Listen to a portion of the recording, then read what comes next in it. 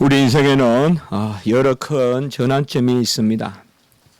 사도 바울도 그의 삶을 살아감에 있어서 가장 큰 전환점이 3번 있었다고 우리 한번 여겨볼 수 있겠습니다. 첫째는 다메섹에서 그 다메섹에 이르는 도상에서 부활하신 주님을 만난 것입니다. 호련히 하늘로부터 빛이 그를 둘러 비추고 소리가 그의 귀에 들렸습니다. 그가 땅에 엎드러져 그 소리를 들었는데 나는 내가 박해하는 예수라 너는 일어나 시내로 들어가라 라고 이렇게 말씀했습니다. 다메섹에 핍박하고 잔멸하고 주를 믿는 백성들을 잡아들이려고 들어가려고 왔는데 주님은 들어가라 하시는데 이제 사흘 후에 또 비닐을 벗기셔서 복음을 전하게 하시려고 들어가게 하십니다. 요나가 니느웨에 저주를 퍼부으러 갔는데 주님께서는 복음을 전하게 하신 것과 마찬가지입니다. 베드로, 요한, 야곱이 변화산에서 주님을 보고 그의 음성을 들었듯이 사도 바울의 생애 가장 큰 전환점은 바로 다메섹에 들어가는 그 입구에서 우리 주 예수 그리스도 부활하신 주님을 만난 것입니다. 이것이 그의 인생의 가장 큰 전환점이었습니다. 이것은 생명으로의 회심을 낳는 그런 전환점이었고 일생의 소명을 받는 그런 전환점이었습니다. 둘째 그의 큰 전환점은 1차 전도 여행을 마치고 이제 다시 소아시아로 들어가려고 했을 때 성령이 그를 소아시아에서 말씀을 전하지 못하게 하셨다. 그 성령을 특별히 사도행전 16장 6절에는 예수의 영이라고 이렇게 부르고 있습니다. 성령, 주의 영, 그리스도의 영, 예수의 영 다 동일한 한 영이지만은 특별히 이렇게 예수의 영이라고 지칭하는 것은 그가 다메섹에서 보았던 그 주님의 영을 더욱 강조하기 위함이실 것입니다. 그 예수의 영이 아시아에서 말씀을 전하지 못하게 하셨다. 그리고 한산 가운데 마게도니아 사람 한 사람이 서서 그에게 청하여 이르되 건너와서 우리를 도우라. 바로 환상 가운데서 주님께서는 이제 두 번째로 사도 바울의 행로를 바꾸시는 바로 사역지를 정하여 주시고 이제 소아시아에서 아시아에서 마게도냐 곧 유럽으로 나아가게 하시는 이것이 생애 큰 전환점이 되었습니다. 그가 빌립보로 또 데살로니카로 그리고 베레아로 아덴으로 고린도로 이렇게 2차 전도 여행을 떠나지 않았다면 어찌 온 땅의 만방에 하나님의 말씀이 전해졌겠습니까? 셋째는 바로 오늘 말씀에 나오는 그런 큰 전환점이라고 여깁니다. 이 셋째의 전환점은 그의 필생의 사역과 관계되고 무엇보다도 그의 죽음과 관계되는 그러한 큰 전환점입니다.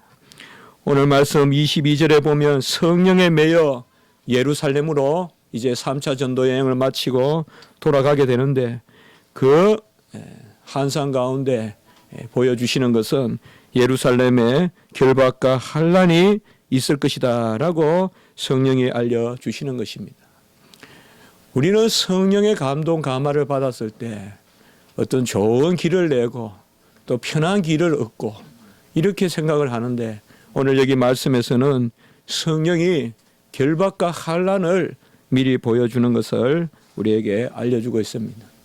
사도 바울은 이것이 그의 인생의 막바지라는 것을 알게 되었고 또 그것은 단지 그의 생의 끝이 아니라 하나님의 나라의 큰 일과 관계되는 바로 복음과 관계된다는 것을 알게 되었습니다. 사도 바울은 일찍이 그의 마음속에 이러한 성령의 매임, 환상을 보기 전에 로마로 가서 말씀을 전하고 싶은 그러한 마음이 있었습니다. 이것도 물론 성령이 주셨지만은 그것은 환상으로 본 것은 아니었습니다. 그런데 우리 오늘 말씀해 보면 성령이 나타나셔서 이러한 환상 가운데 그가 예루살렘에 돌아가고 이제 핍박을 당하고 결박을 받고 결국 그가 로마로 가고 싶었던 그러한 소명에 대한 어떤 내적 감화를 주신 하나님께서 그의 길을 열어주시는데 그의 길을 열어주시는 방법이 이제 영의 몸으로 갇히는 몸으로 포로의 몸으로 죄수의 몸으로 로마로 가게 되는 그 길을 보여주고 있는 것입니다. 사도 바울은 이러한 성령의 역사가 바로 무엇을 의미하는지 알고 있었습니다.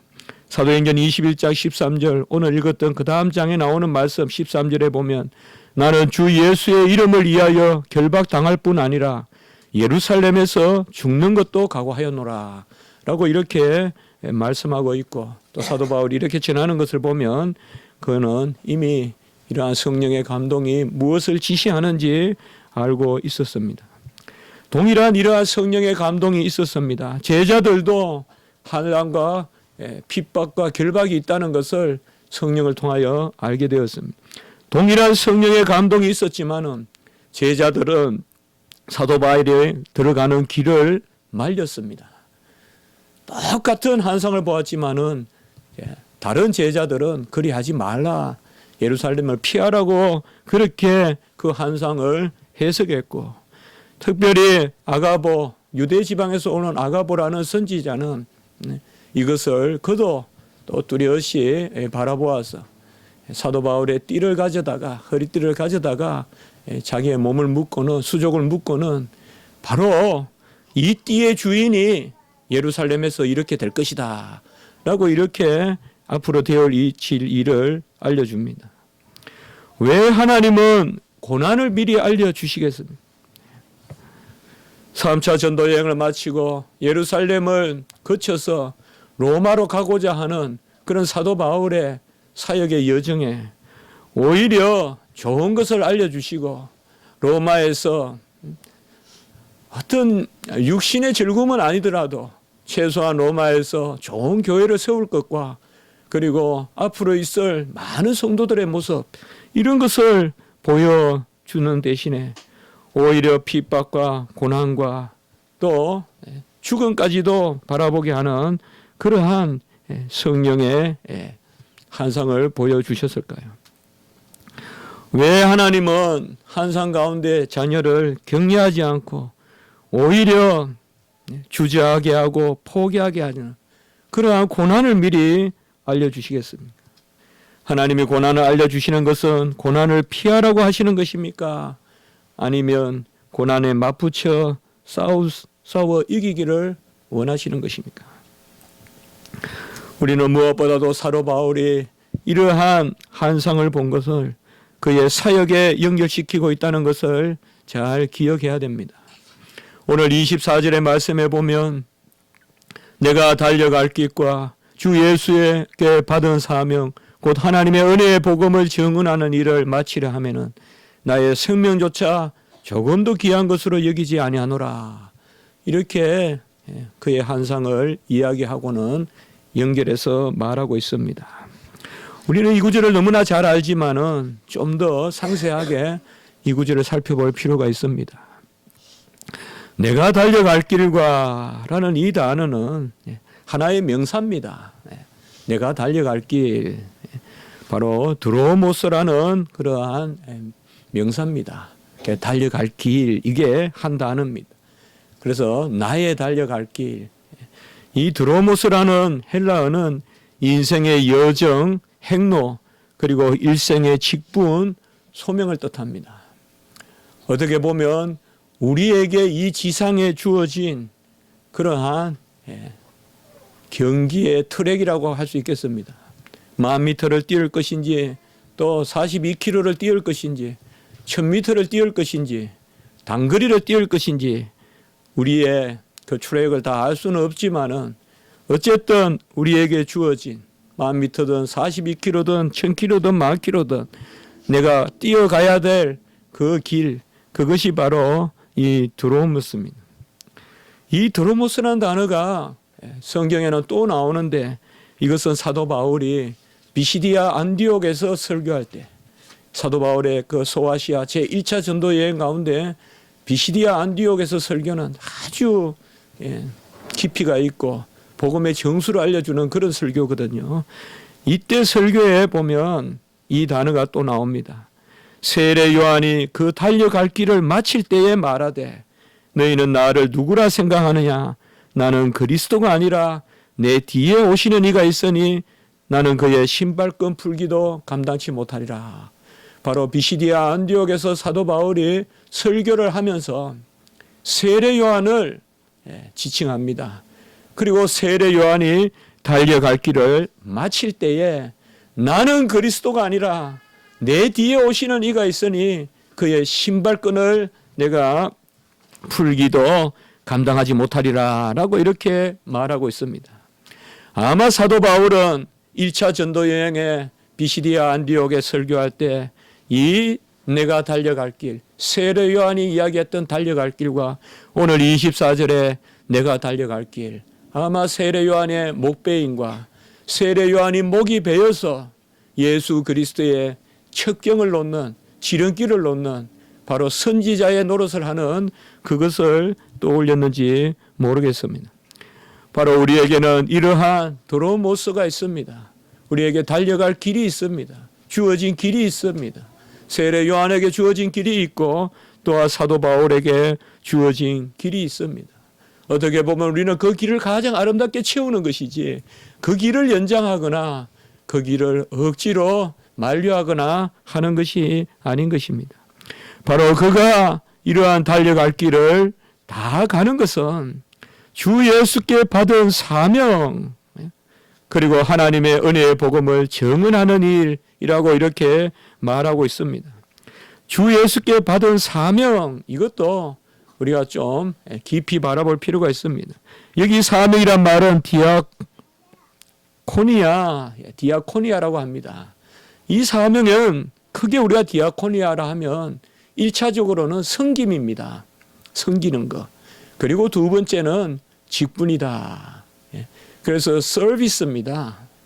서비스란 말이 뭐예요? 섬기는 것이고 그 가운데 우리가 직분, 특별히 목양의 직분 이런 것을 우리가 서비스 그리고 하나님을 섬기는 예배 이런 것을 우리가 서비스라고 하지 않습니까? 바로 주 예수께 받은 이러한 디아코니아 직분, 섬김을 다 할 때까지 달려간다는 것입니다. 고린도후서 4장 1절에 보면 이 직분이 바로 질그릇에 보배를 담은 것이라고 표현하고 있습니다. 우리가 주의 일을 감당하는 것은 질그릇과 같은 나에게 하나님이 보배를 맡겨주신 것이에요. 정말 질그릇 맛도 못하죠. 어찌 온전한 질그릇이라도 되겠어요. 깨지고 더럽고 똥이 묻어있고 그런 질그릇 아니겠어요.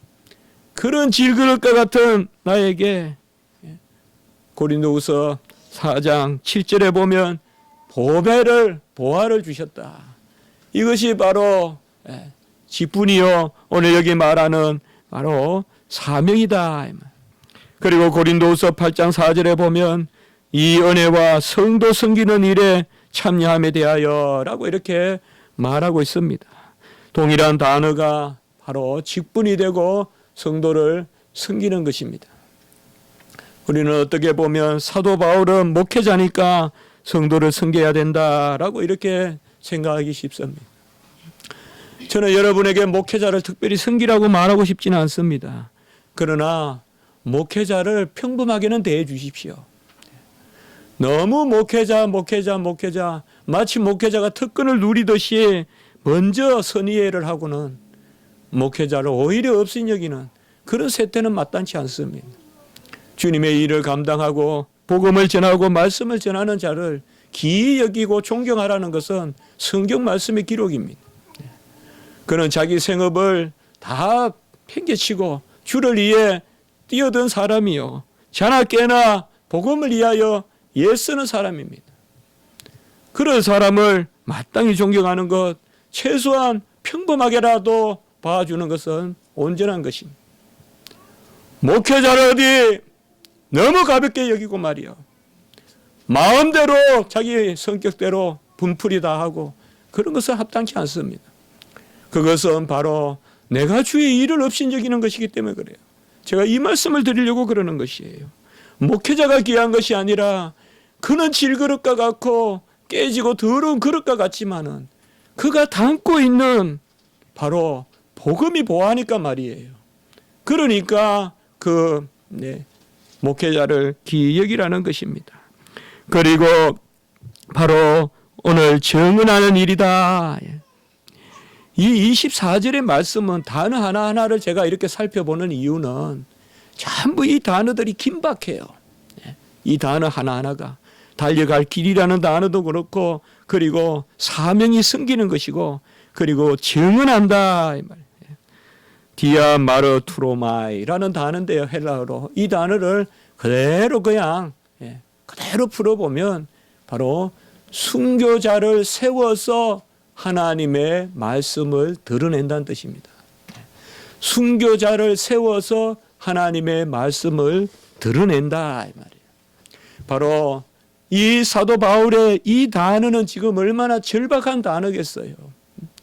누가 고난을 앞에 두고 고난의 길로 가겠어요. 성령이 하나님의 영이 역사했으면 피하라는 갑다라고 생각하고 피하겠죠. 성령이 알려줬으면 성령이 알려주셨으니까 피하려고 하겠죠. 그러나 사도 바울은 바로 복음을 정언하는 디아마르투로마이 바로 순교자를 세워서 하나님의 말씀을 정언하는 일을 한다는 것이 초대교회 바로 스데반이 이런 경우예요. 여러분 초대교회 우리가 에클레시아라는 교회 이름이 안 나와요. 계속 언제부터 교회 이름이란 말이 등장하느냐. 바로 스데반의 순교에서부터 교회라는 이름이 나와요. 스데반이 순교하고 그 피의 교회를 세운 것이에요. 스데반의 순교 그것이 바로 교회의 씨앗이 되는 거예요. 폴리갑이 이야기했듯이 바로 순교자의 피가 교회의 씨앗이 된단 말이죠. 이 디아마르투로마이 순교자를 세워서 이것이 바로 교회가 있는 터입니다. 마땅히 주의 종의 그 피 가운데 교회가 세워지는 것입니다. 히브리서 12장 1절에 허다한 정인들은 바로 교회의 정인들을 의미합니다. 그들은 사역자요 복음 전하는 자요 마르투스 바로 순교자들입니다. 그들이 주님의 교회를 세우는 것입니다. 이 순교자들은 마지막 부활 때에도 하나님께서 특별히 바라보시는 계시록 20장 4절에 보면 하나님의 말씀 때문에 목배임을 당한 자들의 영혼들이라고 이렇게 성도들과 더불어 특별히 지칭하고 있는 것은 하나님이 이 순교자를 어떻게 바라보시는가를 알려주고 있는 것입니다. 오늘 말씀에서 성령에 매여 예루살렘으로 돌아가는데 예루살렘에는 환난과 결박이 있어요. 그러나 사도 바울은 지금 이 24절의 말씀으로 어떻게 보면 자기 자신을 다그치고 있는 것입니다. 내가 이 땅에 온 이 달려갈 길 드로모스 나에게 주은 이 트랙이 얼마냐 이 말이에요. 여러분 우리가 얼마나 오래 뛰는 거 그게 왜 중요하겠어요. 어떻게 뛰는가가 중요하지 않겠어요. 인생이 80이면 뭐하고 120이면 뭐하겠어요. 인생을 길게 살아서 남에게 피해나 입히고 힘들게나 하고 손해나 끼치고 그래 악명을 남기고 오명을 남기고 죽어서 뭐하겠어요. 짧은 트랙을 뛰더라도 그것을 얼마나 아름답게 채우느냐. 그것이 우리의 인생의 가치가 아니겠습니까? 바로 사도 바울은 이 말씀을 기억하면서 이 일을 위하여 나의 생명조차도 오늘 24절의 마지막 부분에 보면 조금 더 귀한 것으로 여기지 아니하노라 라고 이렇게 에베소의 성도들을 밀레도에 불러다가 고별 인사하면서 이렇게 말하고 있는 것입니다. 바로 나는 내 출애굽을 다 뛰어갈 때가 됐다. 나는 이 출애굽을 뛰는 동안에 바로 사람들을 섬기고 그리고 직분을 감당하고 그리고 내가 순교자가 되어서 복음이 드러나게끔 그렇게 하는 일을 생명을 다하여서 할 것이다 라고 이렇게 말하고 있습니다. 여기 생명은 푸시케다라고 이렇게 나와 있습니다. 이 생명은 우리가 말하는 영생이 아니라 육체의 생명, 물리적인 생명, 생리적인 생명, 지금 우리가 가지고 있는 이 생명을 이야기하는 것입니다. 그래서 바로 나에게 준 이 생명, 이 푸시케, 이 생명을 내가 다하여서 하나님의 일을 끝까지 봉사하겠다라고 이렇게 말씀하고 있는 것입니다. 생명에는 이 푸시케라는 생명이 있고 조에라는 생명이 있습니다. 헬라어에는 두 가지가 있는데 조에는 영생을 뜻하고 하나님이 우리에게 주시는 그러한 생명입니다. 이 생명은 아사갈자가 없고 이 생명은 영원한 복락 가운데 하나님과 더불어 찬송하고 누리는 그 생명입니다. 복음은 생명의 말씀입니다. 이 생명의 말씀, 복음, 사도행전 5장 20절에 보면 이 생명의 말씀, 이 생명은 바로 조회입니다. 영생의 말씀입니다. 베드로와 제자들이 말씀을 전하다가 부활을 전하니까 부활이 없다는 사두개인들이 감옥에 집어넣죠. 그 감옥에서 주의 사자가 나타납니다. 그리하여 주의 사자가 그들에게 말하기를 바로 일어서서 생명의 말씀을 전하라 라고 이렇게 말씀하고 있는 것입니다.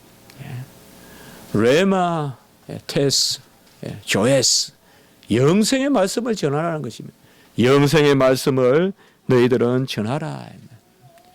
이 땅의 생명 푸시케는 유한하고 이 생명은 우리가 영원한 생명에 이르는 그 도구가 될 때 의미가 있습니다. 이 땅에 우리에게 주어진 이 육체의 생명, 물리적 생명이 영생에 이르는 길이 아니라 영벌에 이르는 길이 되어서는 안 된다는 것이죠. 오직 우리의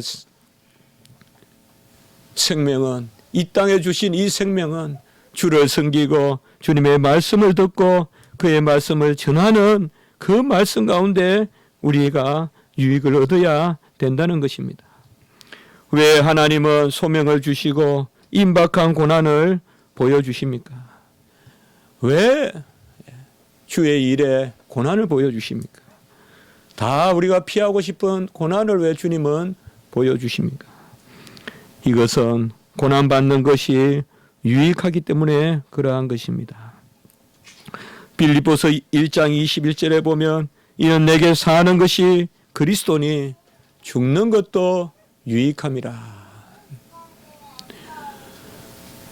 하나님은 우리에게 유익하지 않은 것을 보여주지 않습니다. 고난은 유익한 것이기 때문에 하나님께서 고난을 보여주시고 고난의 길로 우리를 이끄십니다. 빌립보 3장 7절에 보면 무엇이든지 내게 유익한 것을 내가 그리스도를 위하여 다 해로 여길 뿐더러 라고 이렇게 말씀하고 있습니다. 그리스도를 기준으로 삼아서 유익한 것을 쫓는다 이 말이죠. 세상에 유익한 것은 다 나에게 해가 되고 무엇이든 유익한 것은 이제 다 그리스도를 위하여 해로 여기고 고난을 유익한 것으로 여긴다는 것입니다. 우리 주님께서도 내가 떠나는 것이 유익이다라고 요한복음 16장 7절에 말했습니다. 여기 떠나는 것은 바로 예수님이 죽으시는 것이죠. 죽으시고 부활하시고 성천하시는 것이죠. 이것이 유익한 것이니라고 이렇게 말씀하고 있습니다. 과연 여러분 우리에게 유익이란 것이 무엇일까요? 무엇이 우리에게 열매일까요? 과연 고난은, 성경의 고난은 어떤 의미일까요? 주와 함께 영광을 받기 위하여 고난도 받아야 한다고 했을 때 이 고난은 무엇일까요? 우리가 끝까지 피하다가 마지못해 하나님의 뜻이니까 받아들여야 되는 어떤 그러한 것일까요? 아니면 정말 우리는 이 고난을 즐길 수 있는 것일까요? 고난을 기뻐할 수 있을 것일까요? 베드로전서 4장 13절에 너희가 그리스도의 고난에 참여하는 것으로 즐거워하라고 했어요. 소아시아의 교회에 네로의 핍박에 큰 먹구름이 들이우는 그 소아시아의 교회에 그리스도의 고난에 참여하는 것으로 즐거워하라고 했습니다. 과연 여러분 고난에 참여하는 것을 즐거워할 수 있을까요? 과연 무엇이 우리에게 더 평강이 있을까요? 고난을 피하는 길을 찾아보는 것일까요? 아니면 고난을 즐거워하는 것을 배워야 하는 것일까요? 베드로전서 3장 14절에는 의를 위하여 고난을 받으면 복 있는 자니라고 이렇게 말하고 있습니다. 성경 말씀은 어디에서도 고난을 피하라고 하지 않습니다. 하나님이 홍해를 앞두고 있고 여리고를 앞두고 있다고 해서 피해가라고 하지 않았습니다. 어떤 경우든 하나님은 고난을 우리에게 알려주실 때, 대적을 알려주실 때, 가나안의 부족들을 알게 하셨을 때, 바산왕과 아모리 왕을, 시온과 옥을 우리에게 그 이스라엘 백성들에게 알려주셨을 때 그들을 피하라고 하지 않았습니다. 피하라고 하지 않았어요. 일부러 전쟁할 일이 없으면 피하지만은 전쟁이 무서워서 피하라고 하지는 않았습니다. 우리는 간혹 고난과 기쁨에 대해서 혹은 오늘날 너무나 교회 안에서도 많은 이야기들이 되고 있는 이 행복 세미나니 뭐니 이 행복에 대해서 우리는 오히려 마음에 평강이 없고 불안한 것이 뭔가 임박한 고난을 어떻게 우리가 피해갈까? 어떻게 피할 길을 낼까? 모세는 하나님의 백성과 함께 고난받기를 잠시 제약의 날을 누리는 것보다 더 좋아하였다라고 이렇게 이야기하고 있습니다. 고난을 더 좋아하였다. 이것이 과연 가능한 이야기입니까? 우리는 하나님의 말씀을 많은 경우 관념적으로 생각합니다. 관념적으로는 맞죠. 누구라도 이렇게 말할 수 있죠. 그러나 여러분 우리가 고난의 길을 더 좋아할 수 있을까요? 혹은 그리스도의 고난에 참여하는 것을 즐거워할 수 있을까요? 저는 요새 말씀을 전하면서 특별히 주님의 고난을 앞두고 있으면서 아무리 희양찬란하고 심오한 고난을 논하면 뭐하냐 이 말이에요. 제 자신은 항상 고난이 아닌 것을 즐거워하는데 그 고난이 아닌 것도 주님의 기준으로 보는 것이 아니라 세상의 기준을 두고서 세상에서 즐거운 것을 추구하고 세상에서 고난되는 것을 다 싫어하는데요. 누가 나에게 고난을 안겨준다면 그 사람을 미워하고 누가 나에게 즐거움을 준다면 그 사람을 오히려 기뻐하는데 우리 주님께서도 이 땅에 오셔서 고난을 당하셨습니다.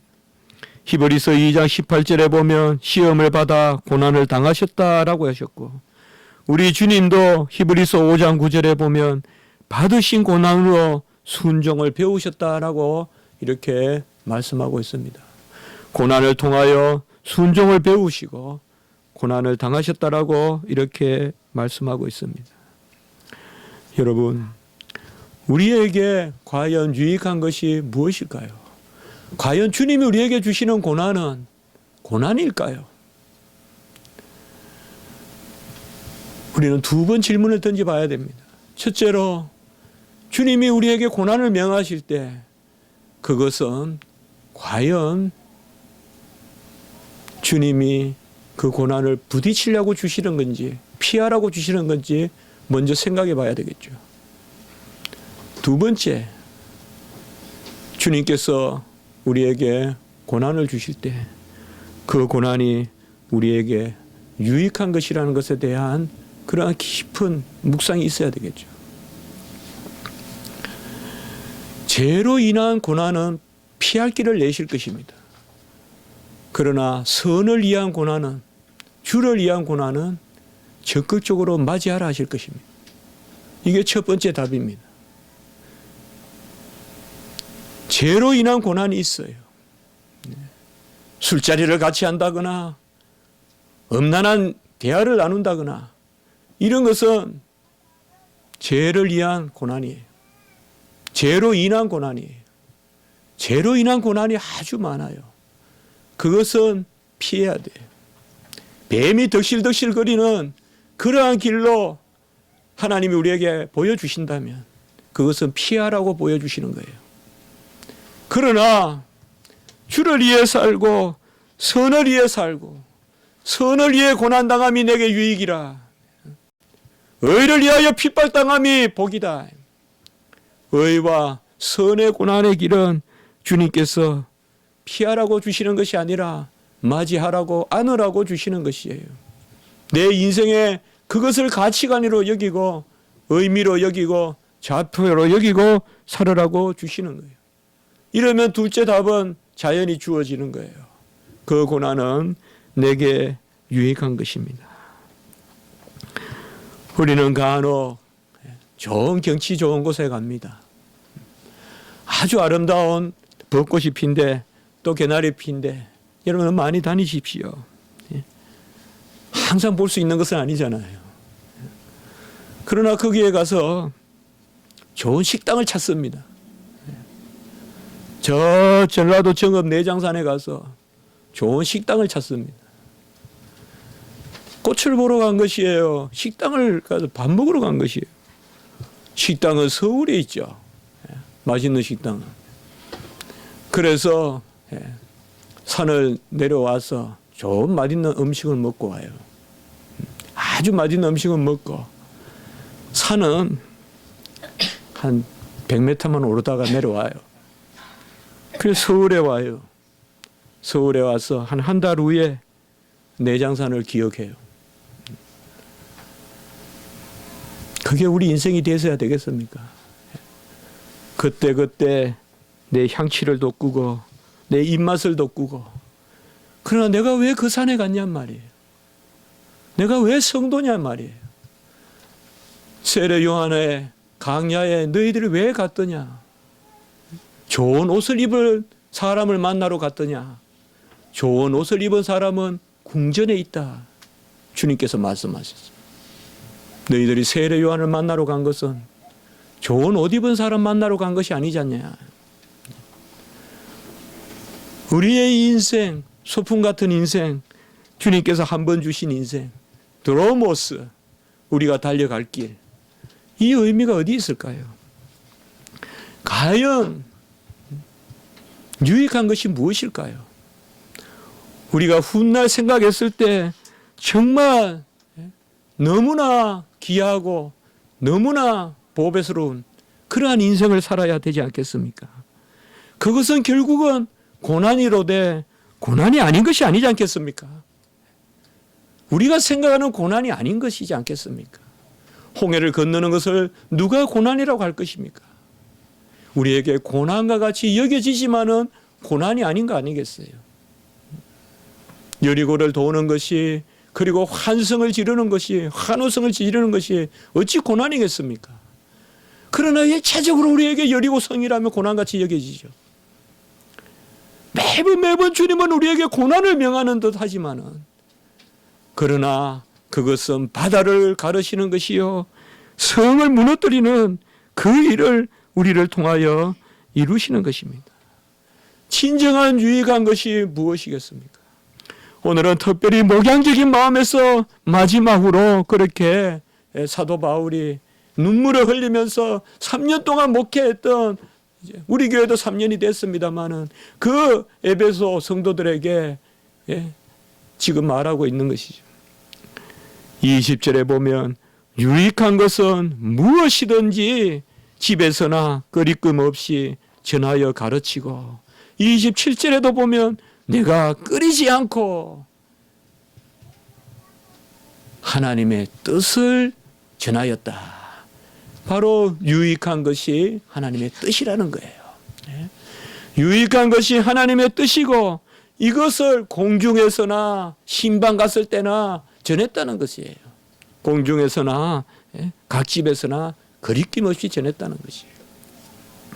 이 유익한 것이 바로 달려갈 길을 다 가고 내가 증인이 되고 내가 섬기는 자가 된다는 것입니다. 주님의 교회는 주님이 피로 사신 그 교회입니다. 28절에 보면 하나님이 자기 피로 사신 교회다라고 이렇게 말씀하고 있습니다. 주님께서 우리의 고난을 다 가져가셨습니다. 여기에 하나님이 자기 피라, 여기 하나님은 예수 그리스도십니다. 예수 그리스도는 다 이루셨습니다.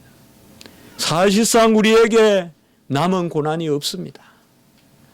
고난의 잔이 없습니다. 골로새서에서 남은 고난을 채운다고 했지만은 사실상 주님께서 다 이루셨습니다. 고난이 없는 고난입니다. 고난은 주님이 다 이루셨습니다. 절대 오해하지 마세요. 내가 무슨 일을 해서 하나님의 일을 채우는 것이 아닙니다.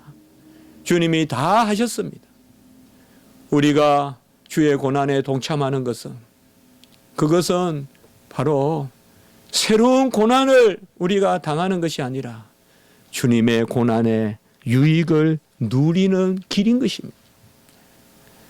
우리가 고난에 참여하고 우리가 고난을 받는 것은 주님이 당하신 고난을 우리가 받아들이는 것이에요. 그의 고난을 인정하고 그의 고난을 믿고 그의 십자가를 믿고 우리가 지금 고난을 묵상하지 않습니까? 이 고난의 주간에, 이제 다음 주에 고난의 주간에 우리가 고난을 묵상하지 않습니까? 그것은 내가 무슨 고난을 의롭다 여기는, 요새 사순절이다 하면서 온갖 행사를 하고 이러한 로마 캐톨릭이나 이런 것은 다 고난을 또 다른 나의 의로 여기는 것이에요. 칼빈의 기독교 강요 사학은 12장에도 보면 사순절에 대한 이야기를 하고 있어요. 사순절을 공로와 같이 여기고 금식하는 자들. 칼빈은 거기 사순절 금식에 대해서 이야기하면서 사순절을 이야기하고 있어요. 금식은 의가 아니라 목회자가 평소에 근면할 것이 있을 때 금식하는 방법도 하나의 방법으로 권하면 좋겠다. 거기에서 금식을 다루면서 금식을 공로같이 여기지 말게 하라. 오늘날 금식을 그와 같이 여기는 사람들이 많으니 그들은 또 다른 우상을 숭배하는 자들이다라고 하면서 사순절을 무분별하게 지키는 사람들을 비판하고 있는 것을 볼 수가 있습니다. 주님의 피로 교회를 사셨습니다. 하나님이 자기 피로 사신 교회다라고 이렇게 되어 있지만은, 제가 다시 번역을 한다면 하나님의 교회, 그것은 그 자신, 그것은 그가 자신의 피로 사셨다. 이렇게 사실상 우리가 서술적으로 해석하는 게 맞습니다. 이것은 한정적으로 해석하면서 하나님이 자기 피로 사신 교회이라면 마치 교회가 존재하는데 피로 그 교회를 샀다는 같이 들릴 수가 있어요.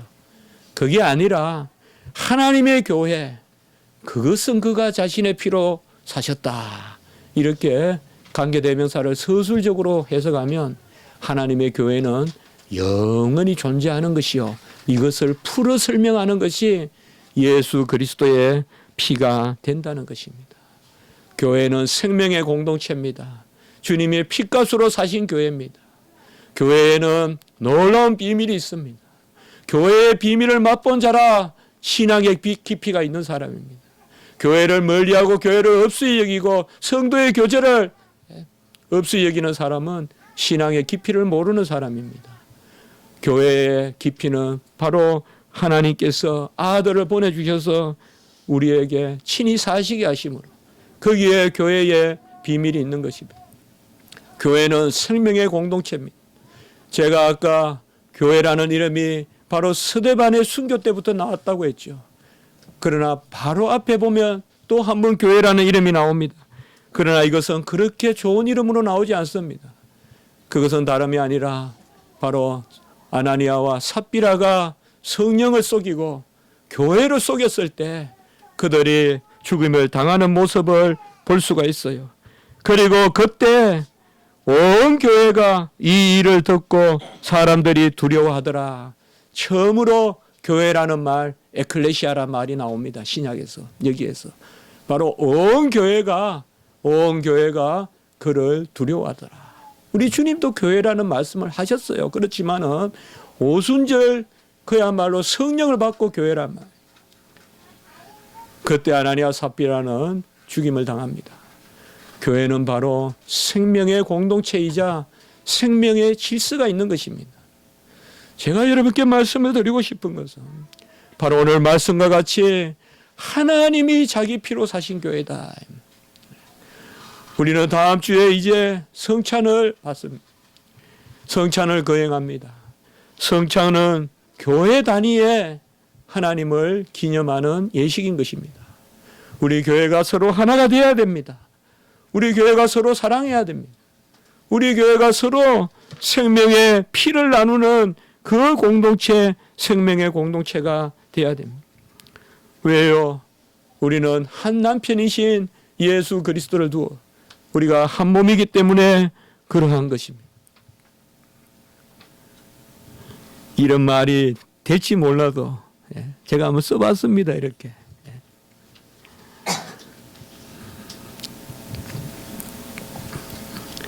한 끼 식사는 맛으로 하고 몇 끼 식사는 생명을 위해서 먹는다. 한 끼 식사는 맛으로 먹고 몇 끼 식사는 생명으로 먹는다. 한 끼 식사를 하는 사람은 남자다. 몇 끼 식사를 하는 사람은 남편이다. 우리는 그와 더불어 먹고 마시고 몇 끼 식사를 하는 거예요. 볼지어다 내가 문 밖에서 두드리니 누구든지 그 소리 듣고 문을 나를 영접하는 더불어 먹고 마시고. 우리는 남편이에요. 남자가 아니에요. 우리 주님은. 그의 남편이에요. 우리는 맛으로 먹는 게 아니에요. 생명의 음식을 먹는 거예요. 한 끼 맛을 쫓아가는 것은 바람났다고 하는 거예요. 몇 끼 음식을 먹는 것입니다. 주님께서 우리에게 주신 고난이 아니라면 우리가 자랑할 것이 무엇이겠습니까? 고난의 생을 살았다는 것을 자랑해야 되지 않겠습니까?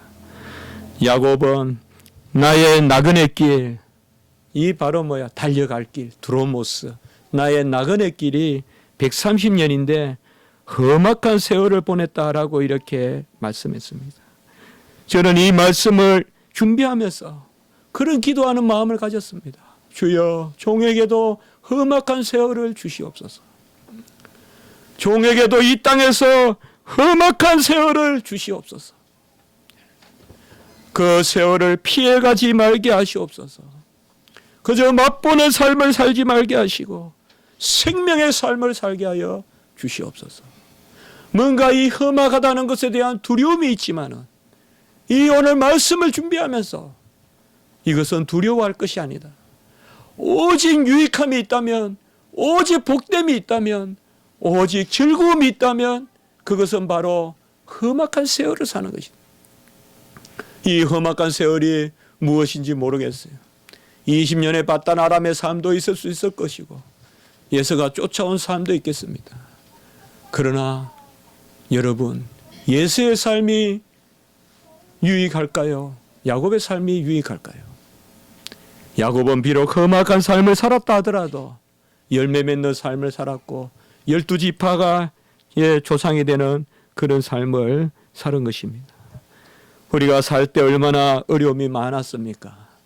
간혹은 우리는 가난하게 살았을 것이요, 간혹은 아주 힘들게 어떤 여건으로 부끄러움을 숨기고 싶은 그러한 어려움도 많았을 것입니다. 제 자신도 시골서 자라고 또 그런 면이 있어서 항상 중학교, 고등학교 이렇게 도시 생활하면서는 뭔가 컴플렉스 같은 것이 있었어요. 뭔가 숨기고 싶고 괜히 그런 게 있었어요. 여러분, 내가 어릴 때 젊을 때 편안한 가정에서 부유하게 편안하게 잘 살았다는 것이 상급입니까? 그것이 자랑거리입니까? 혹은 내가 숨기고 싶은 어려운 시간들, 험악한 세월들, 우리 가정이 어렵고 형편이 어렵고 그래야 내가 아주 어려운 삶을 살았던 거, 이것은 내가 숨겨야 될 핸디캡입니까? 그런 것입니까? 이전의 고난을 부끄럽게 여긴다면 어찌 우리가 이후의 고난을 예비하겠습니까? 내가 살아왔던 것들, 내가 어떻게 보면 가장 부끄러워하는 것들이 가장 귀한 것이 아니겠습니까? 저는 우리 어머니 한 번 없고 한 번 우리 어머니 무덤을 못 태워준 것이 인생의 큰 한이 됩니다. 우리 어머니를 부끄러워했어요. 저를 위하여 그렇게 모든 것을 부어주시고 쏟아주시고 다 저를 위하여 헌신하셨어요. 제가 좋을 때는 절대 계시지 않았어요. 아버지는 옆에서도 어머니는 집에서 구전일 하고 계셨어요. 장사하고 계셨어요. 그것도 좋은 장사도 아니에요. 힘든 장사를 하고 계셨어요. 왜 고난을 부끄러워합니까? 주님이 우리에게 잘 살게 했다고, 우리에게 좋은 부모를 주셨다고, 그것이 자랑거리입니까? 주님이 나에게 건강을 주셨다고, 그것이 자랑거리입니까? 우리 부모가 잘났다고, 그것이 자랑거리입니까? 그것이야말로 숨길 것이죠. 오히려 우리 부모가 못났고 힘들고 없더라도 세상은 마지막 피니시 라인만 보지만은 하나님은 우리의 걸음을 보십니다. 세상은 마지막까지 누가 빨리 왔는가만 보지만은 하나님은 우리가 어떻게 왔나야를 봅니다. 우리의 다리가 온전한지, 우리의 몸이 온전한지, 같은 걸음걸음 세상은 똑같은 보폭만 보지만 하나님은 그 걷는 사람의 형편을 살펴주십니다. 그것이 바로 주님이 우리를 붙드시는 것입니다. 여러분, 고난은 없습니다. 주 안에 고난은 없습니다. 남은 고난은 없습니다. 그러니 고난의 길로 갑시다. 아무 고난이 없으니 고난을 피하지 말고 갑시다.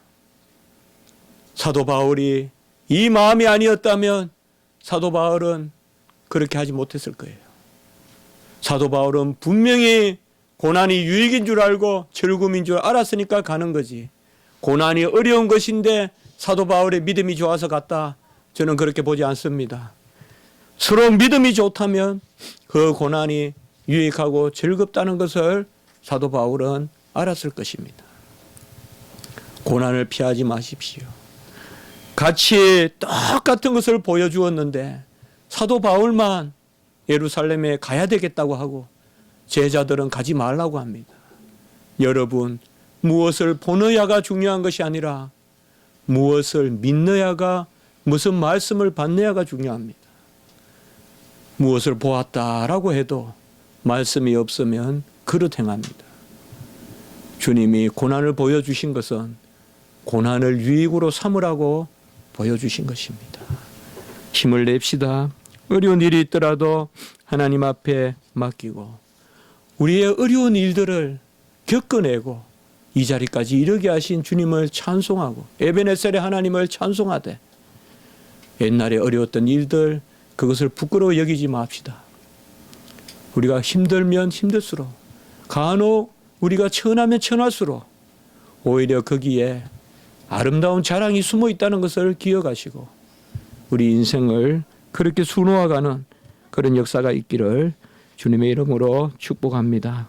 한번 기도드리겠습니다. 거룩하고 자비로우신 하나님 아버지,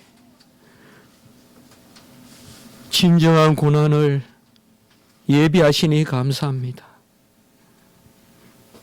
그 고난의 길로 가게 하여 주시고 험악한 세월을 살게 해 주시옵소서. 오직 유익함이, 열매 맺음이, 복됨이, 즐거움이 그곳에 있을 줄 믿습니다. 세속적인 가치를 버리게 하시고 십자가로 세상을 못을 박는 저희들이 되게 해 주시옵소서.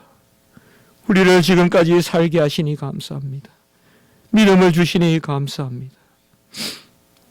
우리가 얼마나 달려갈 길을 가야 될지, 5m가 남았는지 100m가 남았는지 100km가 남았는지 알 수 없어도 그 길을 섬기며 헌신하며 내가 순교자가 되어 주님을 드러내는 세례 요한과 같은 길로 삼게 해 주시옵소서. 구주 예수 그리스도 이름으로 감사하며 기도드리옵나이다. 아멘.